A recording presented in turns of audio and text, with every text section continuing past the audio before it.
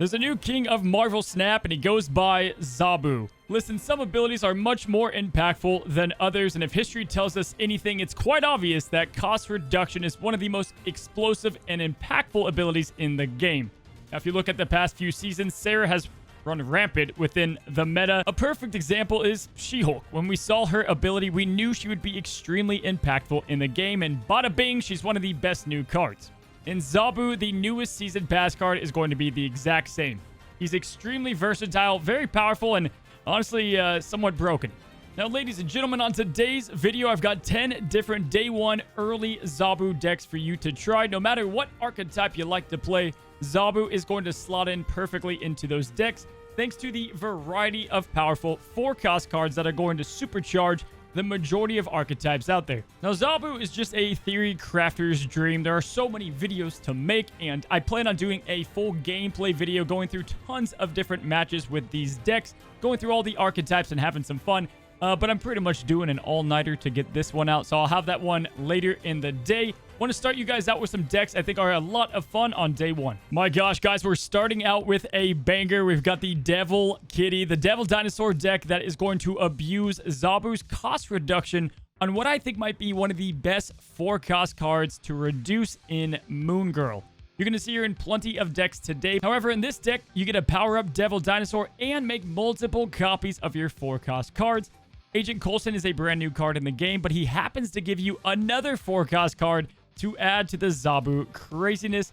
We've got control options like Daredevil and Professor X, and you might be able to get 2 Spider-Mans to go ahead and lock down 2 different lanes. Now, there are a ton of replaceable options in this deck. You could go with the Sunspot Infinite combo. You can skip turn 5 and play She-Hulk with Devil Dinosaur, but I'm going to be rocking with Thanos. I think the combination of both him and Moon Girl means you're always going to have a full hand of cards, and then you can go ahead and draw plenty of cards with Thanos. Combine that with Quinjet helping out with all the other cards, and we're looking good to go. Now, this is definitely a deck I'll be climbing with myself and had to showcase this one first. Moving on, we've got Chad's at the Zoo, and that was one of my first deck guides I ever made on this channel, and it's back, baby, with some serious firepower.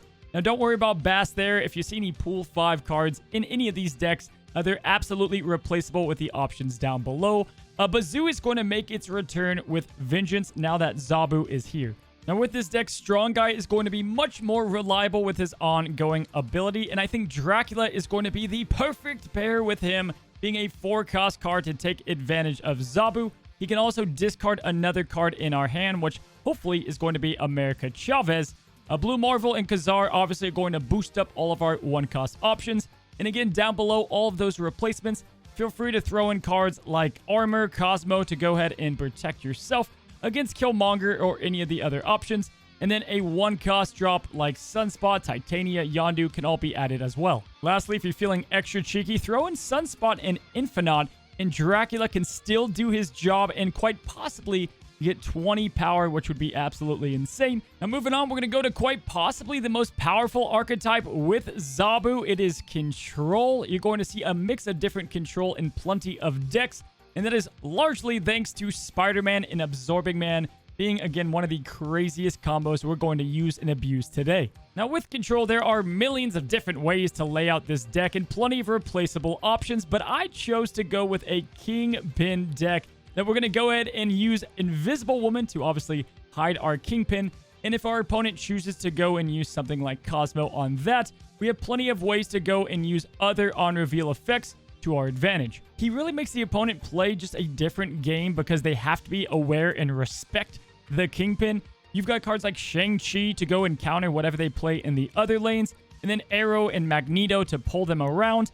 And then you can always use Absorbing Man again or Moon Girl as a replacement to copy some of these more powerful effects. But Absorbing Man at 2 cost to copy either Valkyrie, Spider-Man, and some of these other options like even Juggernaut could be crazy on a last turn play. If we take a look at the replaceable options in the deck, obviously Jessica Jones is powerful at 2-4 with Zabu's ability. Valkyrie for late game players is just, so damn good because your opponent is going to be forced to play in only a couple locations. So you can go and set all their powers back to 3. We've got Professor X to pair with Daredevil. Juggernaut obviously is a great mix in the deck. And then you can go ahead and mix and match things like Vision, Sunspot, or even Kraven as you move cards around to boost him up. There are just so many different options with this deck. This is way up there as far as a deck that I can't wait to do some gameplay with you guys. Now let's continue on. I've got a sleeper pick with not a lot of 4-cost options, but I think it's going to be pretty special.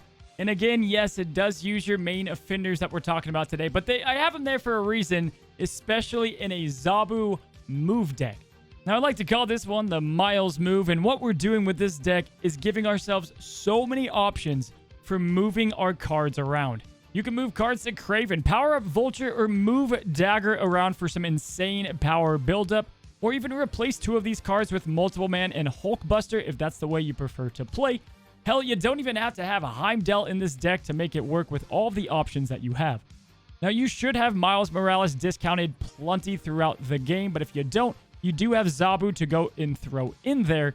But mainly, I like Zabu for the Moon Girl and Absorbing Man Abusion. Now, as a replacement option, I actually have Omega Red. I think he's going to fit perfectly with the deck because usually move decks have a strong left lane.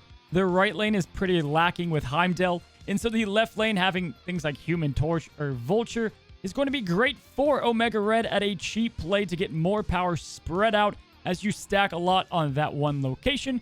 And then obviously you can go and replace cards in this deck with Storm as you have plenty of cards to reach those closed off locations. Now, about a week ago, I released a Destroyer and Def Guide telling you everything you need to know about that deck. And I also think Zabu will be awesome to fit into that if that is something you've been playing. However, the biggest change I'll be making is I'll be replacing Colossus in the deck with Mystique. Now that our 4-cost cards are way cheaper, that allows us on turn 5 to copy some of these strong ongoing abilities. It's going to take some time to find the perfect blend, but I think either putting in Wong in the deck to get a huge Spectrum pop-off or playing Mystique is going to be the way to go. Speaking of Wong, you can go ahead and replace him with Sandman. That might be the most reliable option. And again, you can look to play some of these other 4-cost drops like Shuri on turn 5 combined with any of these other options for a massive Destroyer or even a little bit of a bonus of Spectrum. This deck is already challenging to beat, but I think it's going to become even better. For the complete Destroyer and Def Guide, you can check up above on how to pilot the deck. Now let's continue on to discard, where I think Zabu might find his favorite home with a lot of these cards because Ghost Rider, Hellcow, and some of these other options are going to be the best 4-cost cards to receive the Zabu bonus. Now, Hela is a bit of a casino deck, and by a bit, I mean a hell of a lot. But with this, we're going to have so many options like Jubilee and Ghost Rider to help us out. And then with Ghost Rider being only 2 costs, we can do something like Lady Sif followed by Ghost Rider on turn 5 for a guaranteed high power drop. Or you can rely on Jubilee, Absorbing Man. There's so many different options to get the high power cards out there. The only adjustments I might make to the deck is even add more power to the deck. And again, feel free to replace any of these options like Giganto with the other ones down below. Captain Marvel is a nice replacement, and I definitely will have an in-depth guide on this in the coming weeks. Next up, we're looking at Destroy, and this deck is going to be a bit wild, but my god, I think it could be beautiful. Essentially, you can run it with multiple amounts of Destroy packages depending on what you have and what you like to play. But this one is going to look to abuse both Deadpool, Death, and then obviously Moon Girl. Now, with Moon Girl, we're going to try to go ahead and copy our Death to get multiple to play all at once. And then for something even crazier, you've got Shuri at only 2 costs. You can play her at the end of turn 5, play Death on turn 6, and Arnim Zola, which is just going to be completely busted. Or if you get extremely lucky, Moon Girl might copy both Death and Shuri twice for even more craziness. Now, again, you guessed it, we have Absorbing Man here to go and copy on reveal effects with our Destroy options, giving us much more of a chance to power up our Deadpool.